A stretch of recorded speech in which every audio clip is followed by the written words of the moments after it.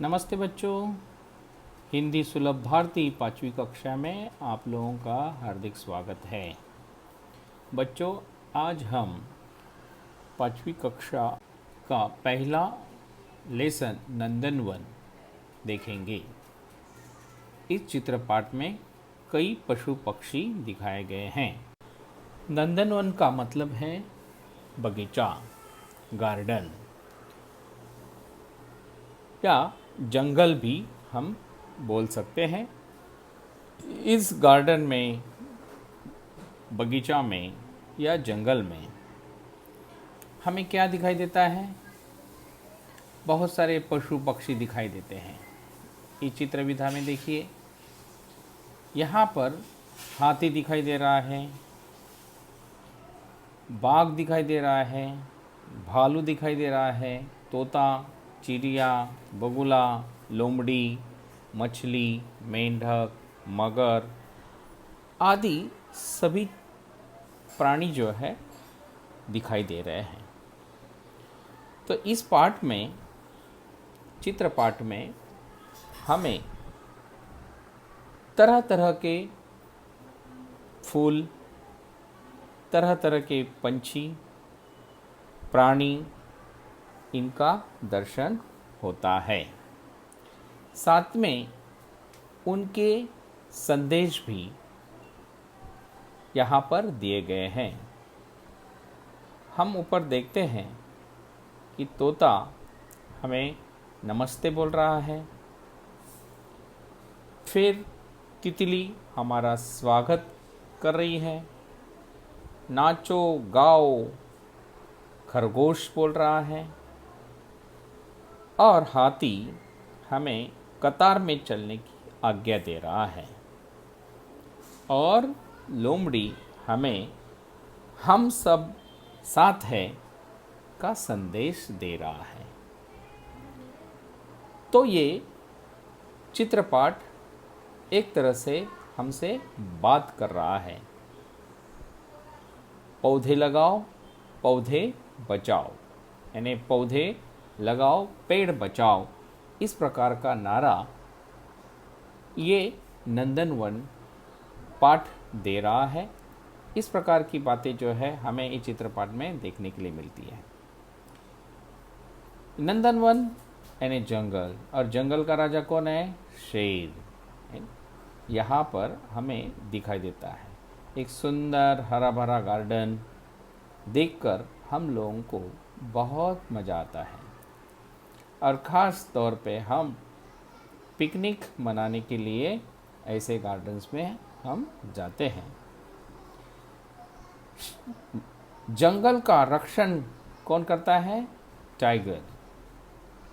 और tiger, lion यानी शेर यानी बाघ की वजह से जंगल आज की तारीख में सुरक्षित है। इन्हें इसीलिए जंगल का राजा कहा जाता है। हमें हर एक पशु पक्षी कुछ ना कुछ सिखाता है।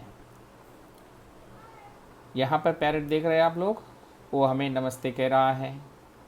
यहाँ पे प्रणाम करके हरियाली में खुशहाली, इस प्रकार का संदेश जो है इस चित्र के माध्यम से हमारे पास आया है। जल ही जीवन है, ऐसा कहकर बगुला हमें संदेश दे रहा है। बच्चे इस गार्डन में यानी बगीचा में खेलते हुए नजर आ रहे हैं। यहाँ पे एक सुंदर सा गार्डन जिसको देखकर हम बहुत ही खुश हो जाते हैं।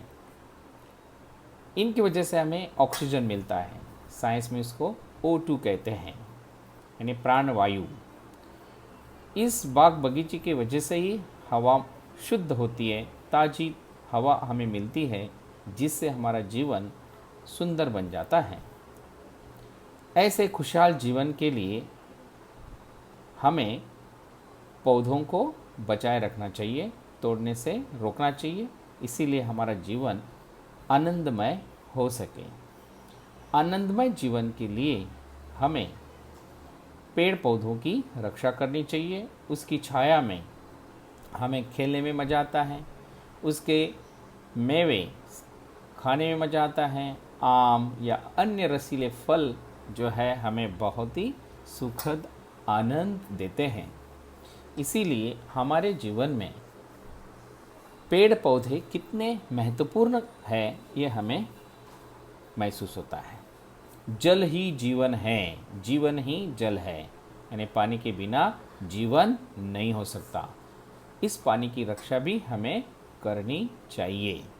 पानी को व्यर्थ नहीं जाने देना चाहिए। पानी है तो जीवन है, जीवन ही पानी है, यानी पानी की रक्षा करना भी हमारा एक कर्तव्य बन जाता है। व्यर्थ ही पानी को नष्ट नहीं करना चाहिए। जल है तो कल है। एक दिन पानी नहीं आया तो हम जी नहीं पाते। हरियाली में खुशहाली, ये सुंदर संदेश इस चित्रपट के माध्यम से हमें मिलता है। इस प्रकार यह पाठ हमें बहुत कुछ सिखाता है।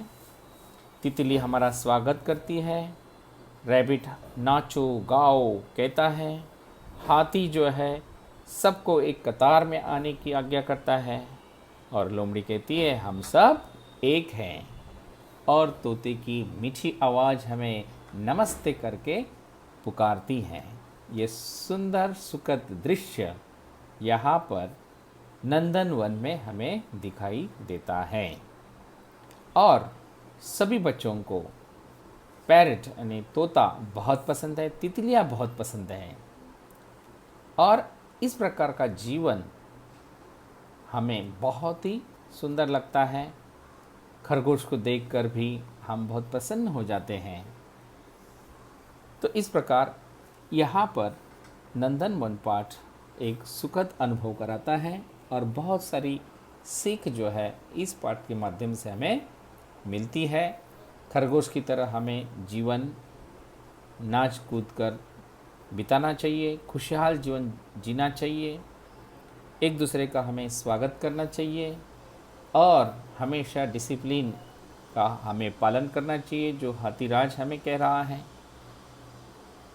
और सुबह सुबह जब भी हम एक दूसरे से मिलते हैं तो तोते की तरह हमें प्रणाम भी करना चाहिए।